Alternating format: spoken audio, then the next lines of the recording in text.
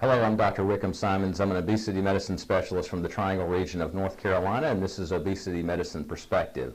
So we're talking about plateaus. On the last video, I introduced the concept that obesity is a disease.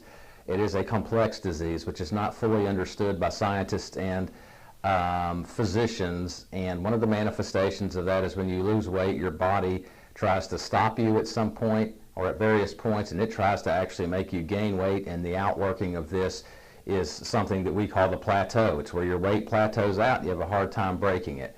So the first principle in dealing with the plateau, in my opinion, number one, you have to get you have to get a hold on what exactly you're doing. Okay, so you may have lost 30 or 40 pounds and now hit this plateau, and the things that you've been doing that were successful, in many cases, you're not still doing them exactly the way that you were. So I like people to start keeping a diet journal and write down with precision every single thing they're eating and drinking. With precision, all the activity you're doing. Is this more or is this less than you used to do? No generalizations. It's like going back to your checkbook and looking exactly where you're spending the money. So you go to your checking account statement and you want to see don't ballpark it. Ballparking doesn't work here. This is something where precision matters. So get a hold on what you're doing. That's the first thing. Write down every single thing. Write it down, quantify it. Let's see, is there any change from what I was doing before?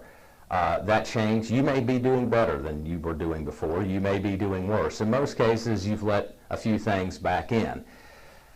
I can tell you that your body figures out what you're doing, and it tries to balance its energy output, the calories burned, to your energy intake. And if you've been doing the exact same thing, you've lost weight, your metabolic rate's gone down, your body's now adapted to this, and it's trying to hold you on this plateau.